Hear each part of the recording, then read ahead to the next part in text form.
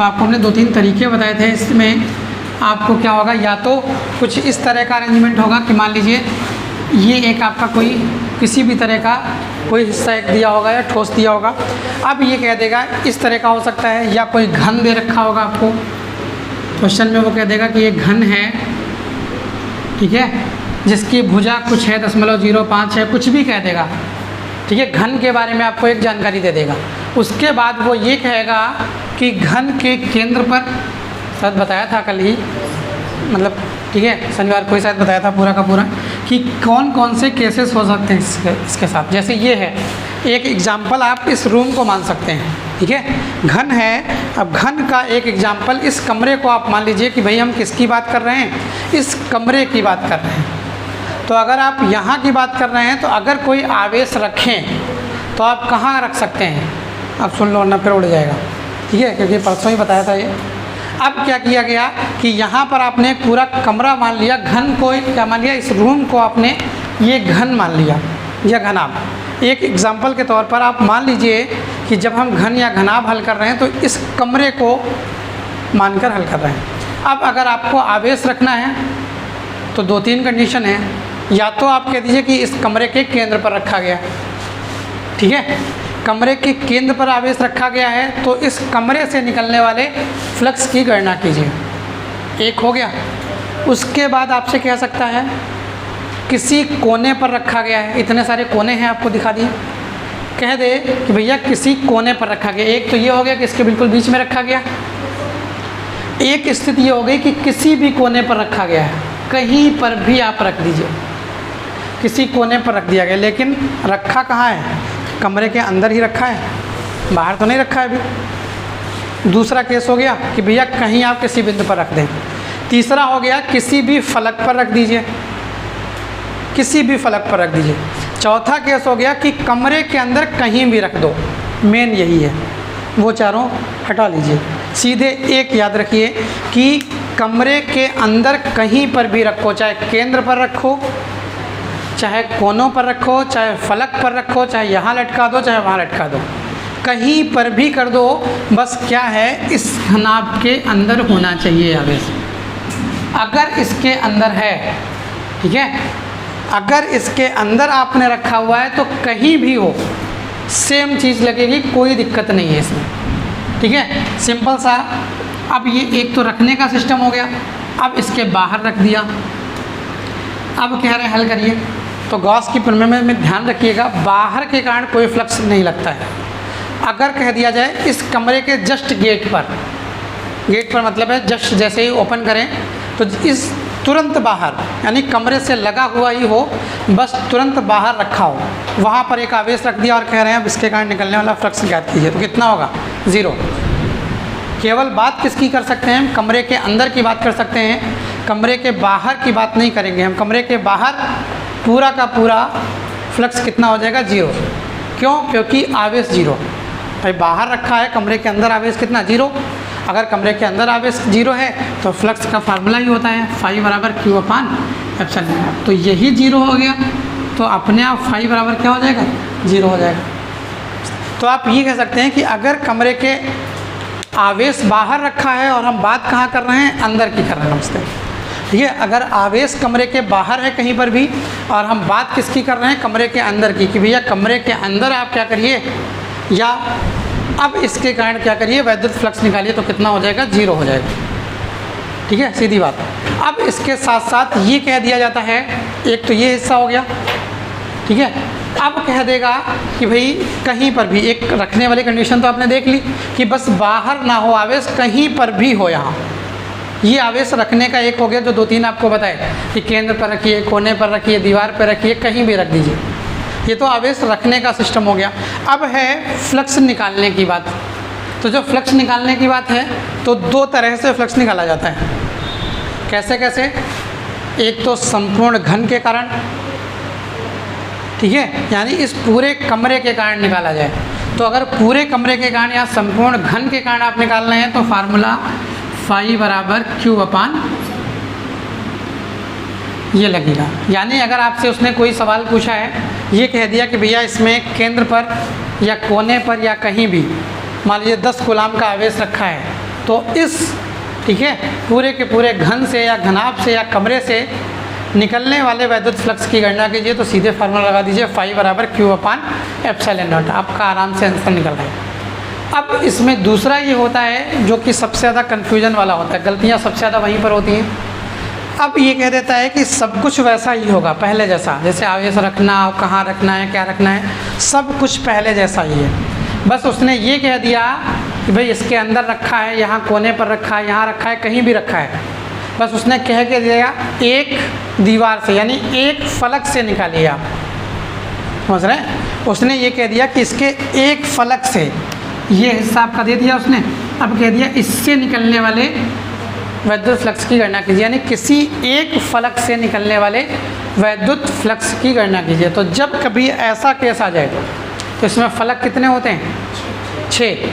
तो पूरे से अगर इतना निकलेगा तो एक से कितना निकलेगा? 1/6 नहीं भाई, 6 जगह निकलेगा उतनी चीज़। जैसे यहाँ पर मान लो, ठीक है, मान लीजिए 24 रुपये हैं। अब पूरे के पूरे चाहिए तो कितने? 24 हो गए। अब कह दें 6 हिस्से हैं, इसको 6 हिस्सों में बांटो, तो कितने से भाग कर दें? 6 से भाग कर दें सीधे, तो कितने आए? 4 ही तो आए। तो वही चीज़ यहाँ का है कि अगर पूरे के कारण कह रहा है तो आप सीधे सीधे ये लगा दो। अगर एक फलक के कारण कह रहा है, इस चीज़ को ध्यान रखना, ये बहुत बड़ी गलती होती है अक्सर, ठीक है, ये गलती बहुत बार हो जाती है। तो आपको ये देखना है, अगर एक फ्लक्स के कारण निकालना है तो एक फ्लक्स क्या होगी? एक दीवार होगी। अब एक दीवार होगी तो इसका मतलब है कितनी दीवारें हैं इसमें? 6 दीवारों से मतलब है पूरे फलक, ये और वो दोनों गिनने हैं। तो कितने हैं टोटल? 6। तो इसका मतलब है 6 से इसको भाग करेंगे तो किसी एक फलक से निकलने वाला फ्लक्स क्या हो जाता है? फाई बराबर Q/6ε0। ठीक है, तो जो सवाल था उसमें क्या कर देना है आपको? 6 से भाग कर दीजिए सीधे से, ठीक है, आंसर आ जाएगा। अब देखिए इसमें 1-2 सवाल शायद बताए थे, 2 सवाल बता दिए थे इसमें, नहीं 5 तक बता दिए थे शायद, 5 नंबर बताना है। 10 सेंटीमीटर त्रिज्या के एक गोली गॉसियन पृष्ठ के केंद्र पर बिंदु आवेश के कारण पृष्ठ से 750 न्यूटन मीटर स्क्वायर प्रति कूलाम का वैद्युत फ्लक्स गुजरता है।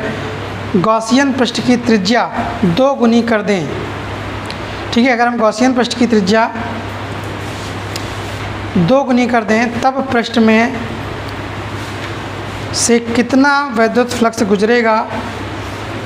बिंदु आवेश का चिन्ह सहित मान।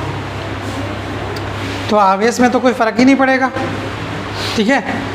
चलिए क्वेश्चन को फिर से पढ़ते हैं, ज़रा एक बार पढ़ लीजिए या सुन लीजिए ध्यान से। क्वेश्चन काफ़ी बड़ा सा लिखा हुआ है। क्वेश्चन ये कह रहा है कि 10 सेंटीमीटर त्रिज्या के एक गोलीय गॉसियन पृष्ठ के केंद्र पर, कोई एक पृष्ठ मान लिया हमने, यही मान लिया एक गोलीय पृष्ठ, ठीक है, ये मान लिया। इसकी त्रिज्या कितनी है? ठीक है, 10 सेंटीमीटर, 10 सेंटीमीटर ना, तो 10 × 10⁻² मीटर, ये मान लें। अब उसके बाद ये कह रहा है बिंदु आवेश के कारण, केंद्र पर स्थित बिंदु आवेश के कारण, यहाँ पर कोई बिंदु आवेश क्यों रखा हुआ है। अब उसके बाद ये कह रहा है पृष्ठ से माइनस, जो आपका पृष्ठ है वहाँ से -750 न्यूटन मीटर स्क्वायर प्रति कूलाम का वैद्युत फ्लक्स गुजरता है। यानी इसके बाहर से जो निकल रहा है फ्लक्स, वो कितना निकल रहा है? 750, ठीक है, न्यूटन मीटर स्क्वायर पर कूलाम, इतना फ्लक्स निकल रहा है। अब कह रहा है यदि गॉसियन पृष्ठ की त्रिज्या 2 गुनी कर दें, यदि गॉसियन पृष्ठ की त्रिज्या 2 गुनी कर दें तो कितना वैद्युत फ्लक्स निकलेगा? तो त्रिज्या 2 गुनी कर देने पर कहीं त्रिज्या का मान आता है क्या? इसमें नहीं आता है ना। तो जब त्रिज्या का मान आता नहीं है तो आप ये कह सकते हैं चाहे त्रिज्या 2 गुनी करिए, चाहे 8 गुनी करिए, चाहे 12 गुनी करिए, चाहे आधी करिए, चाहे 1/4 करिए, ठीक है, फ्लक्स पर कोई प्रभाव नहीं पड़ेगा, ठीक है। अगर आपने आवेश वही रखा है, केवल इसमें कौन चाहिए होता है? आवेश। अगर आपने आवेश वही रखा है तो त्रिज्या परिवर्तित कर देने पर, ठीक है, निकलने वाले फ्लक्स में कोई भी परिवर्तन आपको नहीं देखने को मिलेगा, ठीक है। तो इसका मतलब है आप त्रिज्या 2 गुनी कर दो, आधी कर दो, 1/4 कर दो, कोई फ़र्क नहीं पड़ने वाला। मतलब निकलने वाला जो वैद्युत फ्लक्स होगा फाई वो कितना रहेगा, Q अपान एप्सिलॉन नॉट ही रहेगा, जितना था उतना ही रहेगा। अब उसके बाद यानी पहले वाले का आंसर क्या हो गया, पहले हिस्से का आंसर 750 था, 750 ही रहा, कुछ हल नहीं करना है इसमें। ठीक है, सिर्फ ये एक लाइन लिख देनी है कि किसी भी उसका वैद्युत फ्लक्स उसकी त्रिज्या पर निर्भर नहीं करता है, बल्कि उसके आवेश पर निर्भर करता है। यदि आवेश समान है तो त्रिज्या परिवर्तित करने पर भी उसका फ्लक्स परिवर्तित नहीं होगा, यानी फ्लक्स में किसी भी तरह का कोई परिवर्तन नहीं होगा। तो पहले फ्लक्स कितना था, माइनस का 750, तो अब भी कितना रहेगा, माइनस का 750 ही रहेगा। तो फ्लक्स में तो कोई परिवर्तन हुआ नहीं। उसके बाद उसी में एक अगला हिस्सा और कह रहा था कि आवेश की गणना कीजिए, शायद यही तो था, बिंदु आवेश का चिन्ह सहित मान ज्ञात करो, बिंदु आवेश का। अब देखो भैया, फाई दिया है आपको, फाई बराबर कितना, माइनस का 785 तो दिया है, यही तो कह रहा है कि भाई आवेश या जो आपका फ्लक्स है वो कितना है, इतना है। एप्सिलॉन का मान जानते हो 8.85 × 10 की घात माइनस, ठीक है, तो ये मान आपको पता है। अब क्या करिए, फाई बराबर Q अपान एप्सिलॉन नॉट होता है, तो इसको इसके साथ गुणा कर दीजिए, इसको इसके साथ गुणा कर दीजिए, यानी 750 × 8.85 × 10 की घात माइनस 12, ठीक है, बराबर कौन, Q, लेकिन काहे का, माइनस का, क्योंकि इसका मान काहे में रखा है, माइनस में रखा है, तो जैसे ही रखोगे तो आप ये आ जाएगा। ठीक है, अब इसको गुणा कर लीजिए, देखिए कितना आता है, गुणा कर दीजिए, ठीक है, इसको जल्दी से गुणा कर लीजिए, 750 × 8.85 गुणा करके बताइए, किसी भी उससे कर लीजिए, ठीक है, फ़ोन से ही कर लो।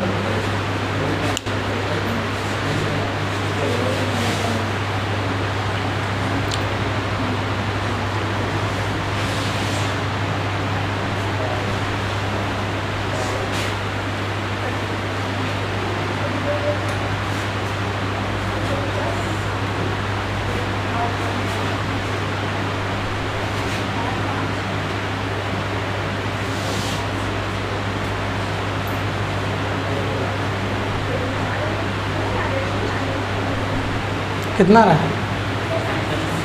कितना,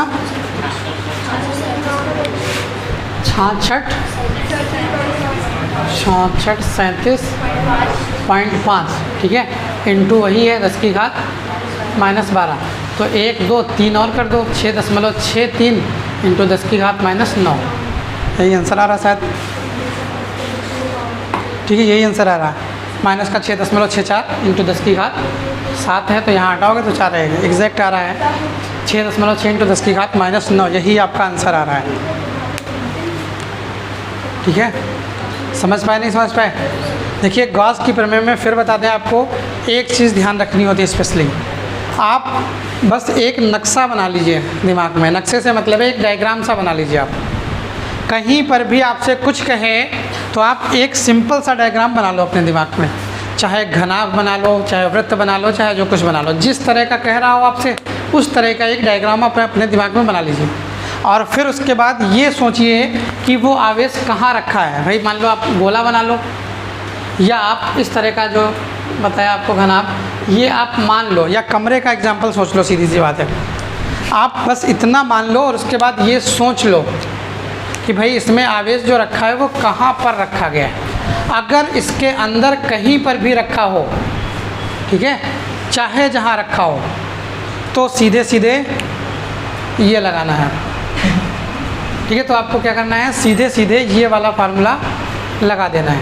इसके बाद अगर कभी, ठीक है, इसके बाहर जाते हैं, मान लीजिए कभी आप इस कमरे के बाहर चले जाते हैं, बाहर चले जाने से मतलब होंगे तो बाहर ही, निकालना बाहर से ही, आपको आवेश बाहर चला जाता है, मतलब कभी भी इस कमरे के बाहर आवेश रख देते हैं और कहते हैं कि अब निकालिए, तो गॉस की प्रमेय कहती है कि एक हम पृष्ठ मानेंगे जिसको हम क्या कहेंगे, गॉसियन पृष्ठ कहेंगे।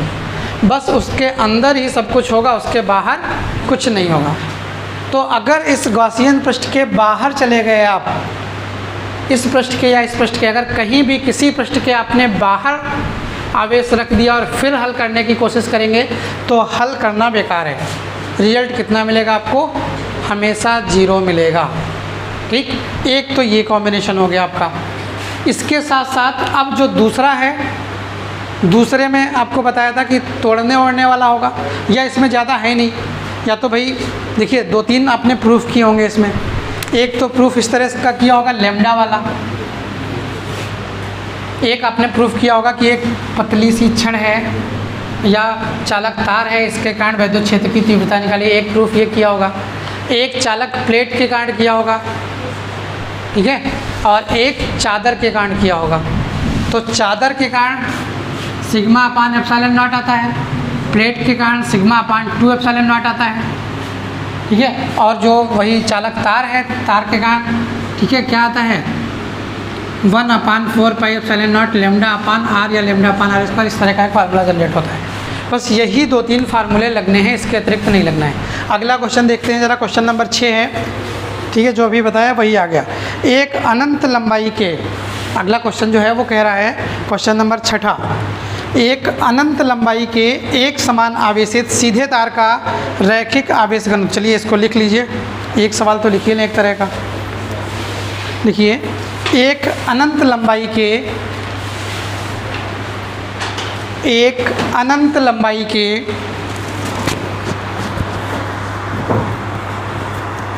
एक समान, एक अनंत लंबाई के एक समान आवेशित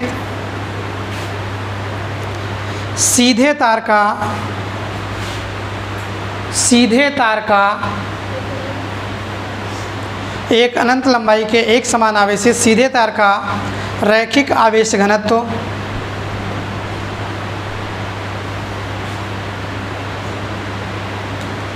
रैखिक आवेश घनत्व 10 × 10⁻⁸, रैखिक आवेश घनत्व 10 × 10⁻⁸ है।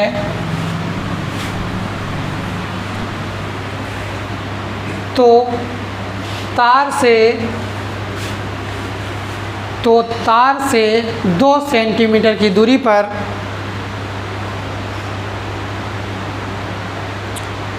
उत्पन्न वैद्युत क्षेत्र की तीव्रता ज्ञात कीजिए। उत्पन्न वैद्युत क्षेत्र की तीव्रता ज्ञात कीजिए। तो ज़रा देखिए सवाल को, अच्छा सवाल है और आसान सवाल है।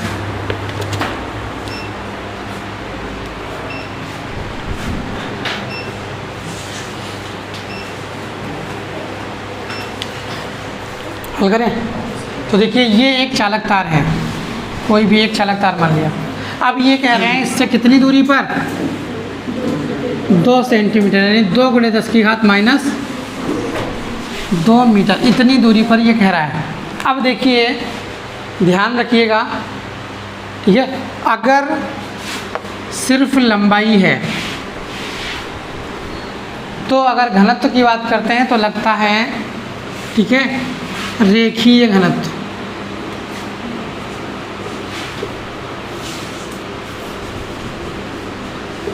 देखिए चीज़ें जानते चलिए तो ज़्यादा आसान रहेंगी। अगर कहीं केवल आवेश जैसे ये है, या ये वायर आपने ले ली, अब कह दें कि इस पर आवेश जा रहा है, तो इसमें कौन मिलेगा, केवल लंबाई तो मिलेगी, क्या और कुछ मिलेगा? चौड़ाई तो लगभग नेग्लिजिबल है, तो आप क्या मान सकते हैं, लंबाई मान सकते हैं। तो इसका मतलब है अगर इस पर कभी भी आवेश घनत्व की बात करेंगे तो इस पर आवेश घनत्व क्या होगा, भाई लंबाई पर ही तो है, तो टोटल आवेश को काहे से भाग कर दें, लंबाई से भाग कर दें।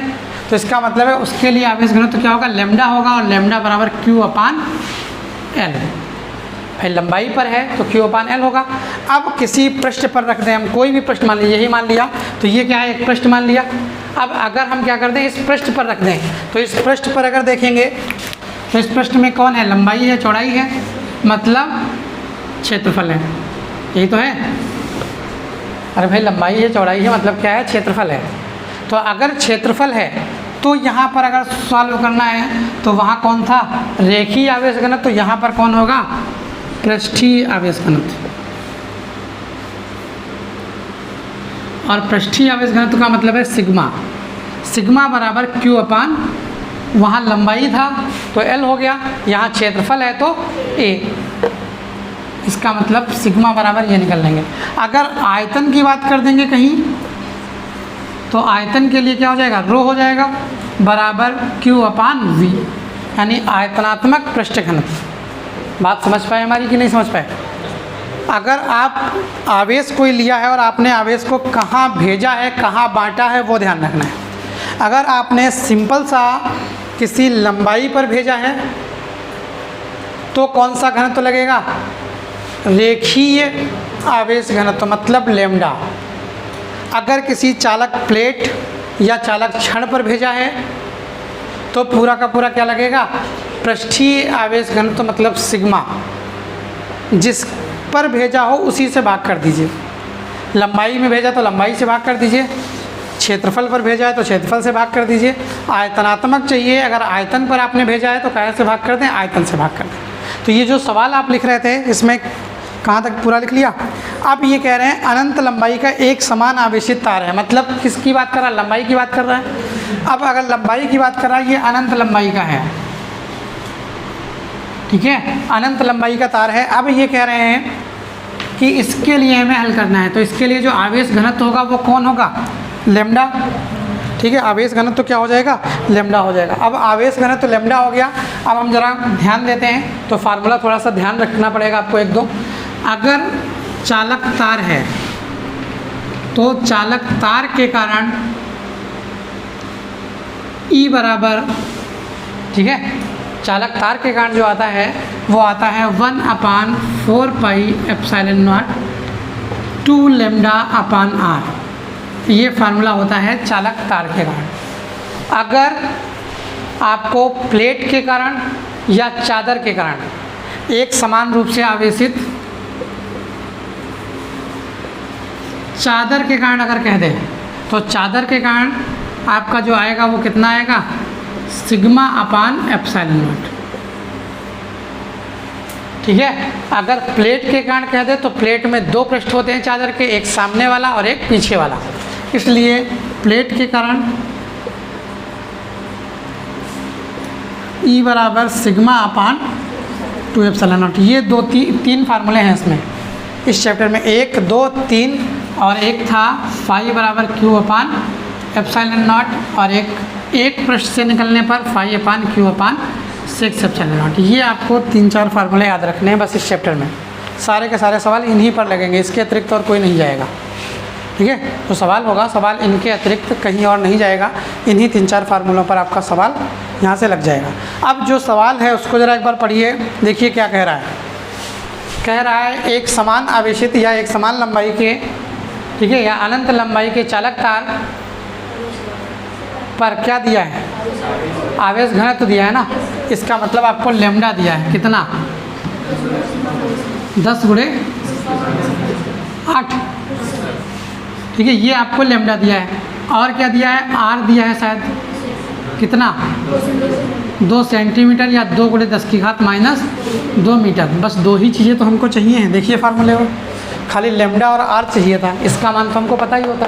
बस फार्मूला रखिए, क्या है, E बराबर 1/4 pi epsilon not 2 lambda upon R। मान रख दीजिए, इसका मान कितना, 9 × 10⁹ इंटू 2 इंटू लैम्डा का मान 2 × 10 नहीं 10 × 10⁻8 बटे R का मान 2 × 10⁻², ठीक है, 2 से 2 कैंसिल, ये कितना आ गया, E बराबर 9 × पावर गिन लो, ऊपर जाएगी तो 2 कम हो जाएगी, माइनस की 6 बची, प्लस की 1, ठीक है, तो माइनस की 5 बची, और ये 9, 10⁴ E बराबर यही आ रहा होगा, ठीक है, 9 × 10⁴ आ रहा है, यही आंसर आपका है, 9 × 10⁴। ठीक है, खाली ये 3 लाइनें हैं, देखिए जो आप हल करेंगे, खाली ये 3 लाइनें हैं, एक फार्मूला लगाया है, एक में मान रखा है और दूसरे में हल हो गया है, सिर्फ 3 लाइन का क्वेश्चन है। ये सब तो फार्मूले हैं आपके जो इसमें लगने हैं।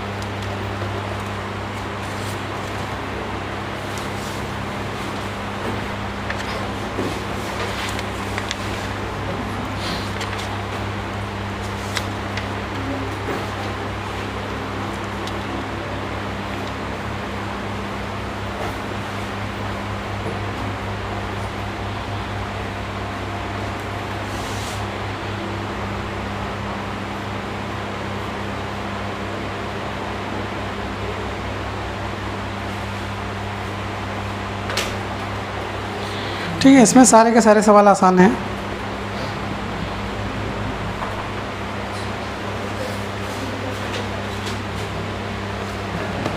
हल कर लिया? अरे खाली 3 लाइनें हल करनी थी बस। ठीक है,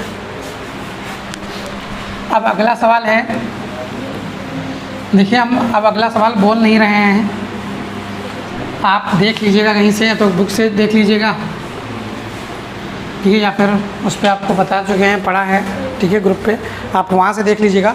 तो अगला सवाल कह रहा है ध्यान से सुनिएगा बस खाली, ठीक है, उम्मीद है कर ले जाओगे। ठीक है, बस सीधी सी बात है, क्वेश्चन की नब्ज पकड़नी है। ठीक है, वो पकड़ लिए मतलब क्वेश्चन सॉल्व। कह रहा है धातु की बड़ी पतली 2 प्लेटें, सीधी सी बात है, प्लेट आ गया बात, अब सब कुछ छोड़ दो। जहाँ प्लेट आया सीधे अभी फार्मूला लिखाया था E बराबर sigma upon epsilon not, 2 epsilon not. ठीक है, अब देखिए प्लेट और चादर में क्या होता है, इसमें क्या होता है, ठीक है, सुन तो लीजिए ज़रा। अब ये है जो आपका, यहाँ पर आप प्लेट और चादर की बात करते हैं। ठीक है, तो अगर 2 प्लेटें हैं, हमको क्या करना है, उनके मध्य में निकालना है। ठीक है, 2 प्लेटें हैं, उनके क्या करना है, मध्य में निकालना है। अगर हमें मध्य में निकालना है तो इंटू 2 करोगे, एक इधर से एक इधर से, तो क्या बचेगा, ये बचेगा। एक रखी हो, उससे कुछ दूरी पर निकालना हो तो आपको क्या करना है, सिग्मा अपान 2 एप्सिलॉन नॉट। हाँ, समझ पाए नहीं समझ पाए? 2 के मध्य निकालना है, अरे भाई ये निकालना है मध्य में, तो इधर के गांठ भी लगेगा उतना ही, इधर के गांठ भी उतना ही लगेगा, लगेगा नहीं लगेगा, तो 2 गुना हो जाएगा। ठीक है, तो अगर बीच में कह रहा है कि किसी 2 आपकी चालक प्लेटें हैं, उनके मध्य बिंदु पर या बीच में निकालना है, तो फार्मूला क्या लगाना है आपको, सिग्मा अपान एप्सिलॉन नॉट। ठीक है, बस वही फार्मूला याद रखना है। अब क्वेश्चन ये कह रहा है धातु की बड़ी पतली 2 प्लेटें एक दूसरे के समीप और समांतर हैं, प्लेटों पर आवेश का पृष्ठ घनत्व 1.777 इंटू 10 की घात -11। ठीक है, यानी सिग्मा आपको ये दे रखा है उसने। अब कह रहा है विपरीत चिन्हों का है, पढ़ा रहने दो, कोई दिक्कत नहीं।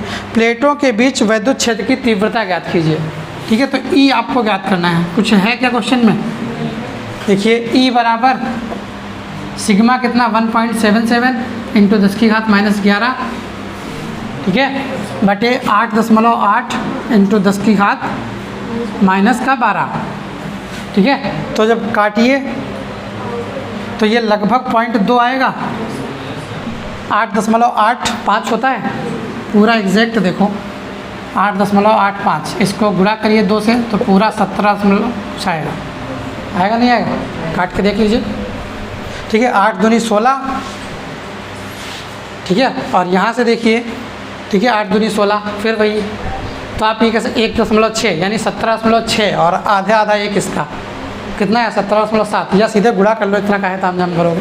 ठीक है, हमको समझ में आती है उस तरह से, तो हम आपको बता देते हैं। आप अगर इसको सीधे गुणा करिए 2 से तो आपको यही मिलेगा 17.7, तो ये कितना है 0.2, काटेंगे तो कितना मिलेगा 0.2 सीधे, तो ई बराबर 0.2 इंटू, यहाँ से देखिए ऊपर -11 नीचे -12, ऊपर ले जाओगे तो क्या बचेगा 10 ही बचेगा।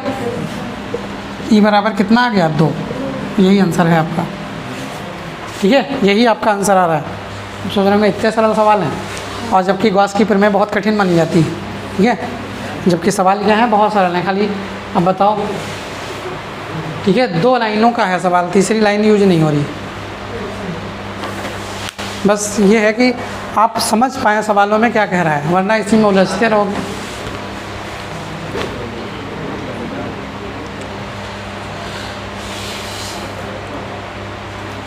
ठीक है, अगला बोलें, सुनिए ज़रा, हल हो जाएगा ये, सुन लीजिए खाली। ये कह रहा है 1 मीटर स्क्वायर प्लेट की धातु की 2 बड़ी प्लेटें, मतलब क्षेत्रफल दे रखा है, ए दे रखा है ना, 1 मीटर स्क्वायर की कह रहा है, तो इसका मतलब उसने ए दे रखा है। वे परस्पर 5 सेंटीमीटर की दूरी पर है, मतलब आर दे रखा है, तथा उनके भीतरी प्लेटों पर बराबर और विपरीत आवेश है। ये तो संयोजन है, ये तो होना ही था, ये कहे या ना कहे। अगर अलग अलग है तो अरेंजमेंट बन नहीं पाएगा, ठीक है, तो विपरीत और बराबर तो होना ही चाहिए उसकी आंतरिक प्लेटों पर। ठीक है, उसके बाद कह रहे हैं प्लेटों के बीच वैद्युत क्षेत्र की तीव्रता 55 है। यार सेम यही तो है, बस खाली यही फार्मूला है, खाली उसमें क्या कर देना है, क्यू ज्ञात करना है। तो यहाँ से देखो यही फार्मूला सेम लगना है, ई बराबर कितना, सिग्मा अपान एप्सिलॉन नॉट है। बस सिग्मा बराबर क्या होता है, क्यू अपान ए होता है नहीं, तो जब इसको रखोगे तो ई बराबर q upon A epsilon naught. ए ये आपको पता है, ए उसने दिया है शायद कितना, 1 मीटर स्क्वायर। ठीक है, देखिए ए उसने दिया है 1 मीटर स्क्वायर, एप्सिलॉन का मान 8.85 इंटू 10 की घात -12। क्यू आपको निकालना है और उसने ई दिया है कुछ, ई कितना दिया है, कहाँ गया, 55। ठीक है, ई आपका उसने ई का मान दे रखा है कितना, 55। यहाँ से क्यू निकल आएगा। इसमें भी ढंग की तीसरी लाइन लगनी नहीं है, आप कैलकुलेशन कर लो यहाँ पे, तो 2 ही लाइन में ये भी हल हो जाएगा, इसमें है कुछ नहीं। समझ गए नहीं समझ गए, फिर से सुन लीजिए।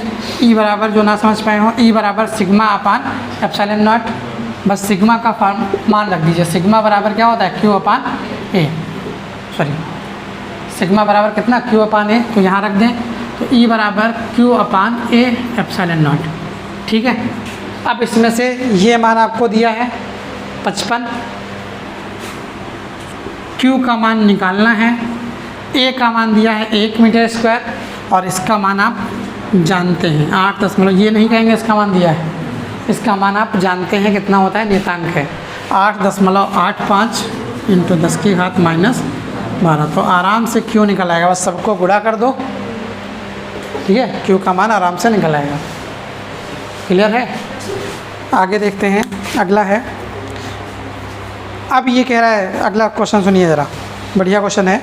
0.002 मिलीग्राम द्रव्यमान वाली तथा 6 इलेक्ट्रॉनों के आवेश से युक्त एक तेल की बूंद एक समान वैद्युत क्षेत्र में लटकी है। ठीक है, अब ये थोड़ा कॉम्प्लिकेटेड क्वेश्चन है, लेकिन सुनिए, बड़ा आसान लगेगा आपको। ये कह रहे हैं कि ये एक तेल की बूंद है, इमेजिन करिए, है नहीं, ठीक है, और इसको लटका देंगे, तेल की बूंद है। अब ये कह रहे हैं कि ये हवा में लटकी है। क्या कभी संभव है, पहले से तो संभव नहीं है हवा में लटकना, लेकिन अब कह रहे हैं तो मानना तो पड़ेगा ये कि लटक रही है। अब ये कह रहे हैं कि भाई ये कहाँ लटकी है, हवा में लटकी है, तो इस पर नीचे कौन सा बल लग रहा होगा, भार mg के बराबर लग रहा होगा। देखिए बस यही चीज़ जो आपसे हम कहना चाह रहे हैं, आप ये चीज़ समझने की कोशिश करिए, सवाल लगाने के चक्कर में मत पड़िए, सवाल समझने की कोशिश करिए कि आखिर इसमें कह क्या रहा है। अगर आप ये समझ गए, देखिए आप सीखते हैं सवाल, आप सवाल मत सीखिए, उसका सॉल्यूशन मत सीखिए, आप क्वेश्चन को सीखिए। जो आपका क्वेश्चन है, क्वेश्चन क्या कह रहा है, बस उसको सीखिए। अगर आप ये समझ गए, देखिए आप कहते हैं बहुत बार सभी कि अरे सवाल हमको आता नहीं है, सवाल नहीं लगा पाएंगे। सवाल आता है आपको, आप क्वेश्चन नहीं पढ़ पा रहे हैं। अगर आप ढंग से क्वेश्चन पढ़ ले गए, आपको जो पूछ रहा है, जो दे रहा है, उसका मतलब पता चल गया, तो सवाल तो अपने आप हल हो जाएगा, नहीं होगा।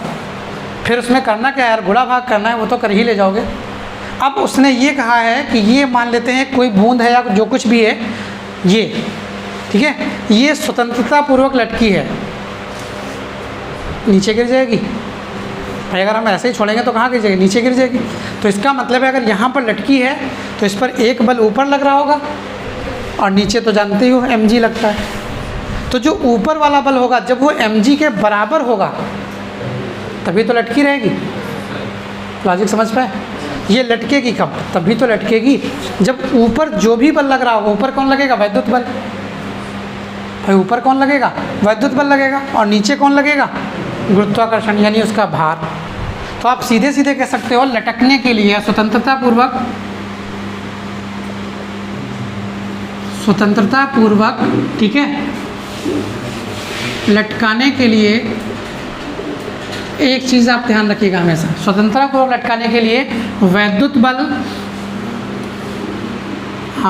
बल बराबर भार, नहीं तो जब भार वैद्युत बल के बराबर होगा तभी तो लटकी रहेगी। अगर भार ज़्यादा हो गया तो नीचे आ जाएगी, अगर वैद्युत बल ज़्यादा हो गया तो ऊपर चली जाएगी। ठीक है, यही तो है।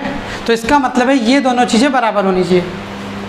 अब देखो जो दिया हो उसके हिसाब से फार्मूला लगा लो। इलेक्ट्रॉन का आवेश दिया है, ठीक है। अब वैद्युत बल का ऐसा फार्मूला बताइए जिसमें जो आवेश और वैद्युत क्षेत्र पर डिपेंड हो।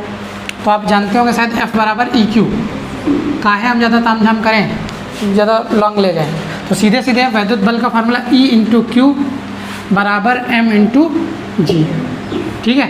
क्या कह रहा है और क्या पूछ रहा है? तीव्रता पूछ रहा है, मतलब आपको E कह रहा है, पूछ रहा है, तो E इंटू क्यू आवेश दिया है उसने, 6 इलेक्ट्रॉन दिए हैं, यानी 6 × 10 की घात, यही तो 6 इलेक्ट्रॉन दिए, 6 इंटू 1 इलेक्ट्रॉन पर आवेश ही है। द्रव्यमान आपको उसने दे रखा है, शायद द्रव्यमान दे रखा है 0.002 मिलीग्राम, 0.002 मिलीग्राम। मिलीग्राम को किलोग्राम में चेंज करोगे 10 की घात 3 माइनस के, तो इंटू 10 की घात माइनस के 3। जी का मान जानते होगे शायद, नहीं जानते? 9.8 या सीधे 10 मान लो अपनी कैलकुलेशन हल करने के लिए। आप क्या मान लीजिए, 10 मान लीजिए सीधे, बस ये हल करना है, हल हो जाएगा, ठीक है। बहुत आसान है, खाली इसको नीचे भेजना है, कोई बड़ी कैलकुलेशन नहीं है। उतार लीजिए, इतना हल कर लीजिएगा आराम से। तो कितने हो गए? 9, 10, अभी 10 वाला भी ऐसे ही सेम, 10 ऐसे ही है, 11 ऐसे ही है, 12 ऐसे ही है, 13 ऐसे ही है संतुलन की अवस्था में, ठीक है। 3 सवाल बचेंगे यार, एक दिन में चैप्टर ख़त्म हो जाएंगे, तब तो फिर बड़ा बढ़िया है, ठीक है। आप लोग जिनके पास किताब हो, एग्जाम्पल भी लगाते रहिए थोड़े बहुत, ठीक है। हम एग्जाम्पल इसलिए अभी तक एग्जाम्पल ही लगवाते थे, लेकिन स्टूडेंट्स को लगता है अरे एग्जाम्पल उनका देख देख लगवा दी, ठीक है, पता नहीं आते हैं कि नहीं आते हैं सवाल, इसीलिए हमने एक्सरसाइज शुरू कर दी। वरना इम्पोर्टेंट ज़्यादा क्या होते हैं, एग्जाम्पल्स होते हैं। पहले चैप्टर के देखिएगा, एग्जाम्पल्स लगवाए हैं बहुत सारे।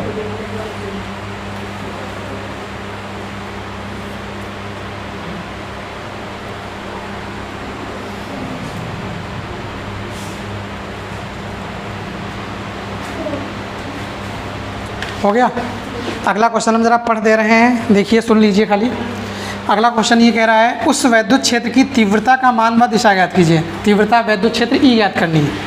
अब कह रहा है जो अल्फा कण को संतुलित कर सके, बात तो वही आई, तेल की बूंद थी, अब कौन है? अल्फा कण है। आवेश कितना?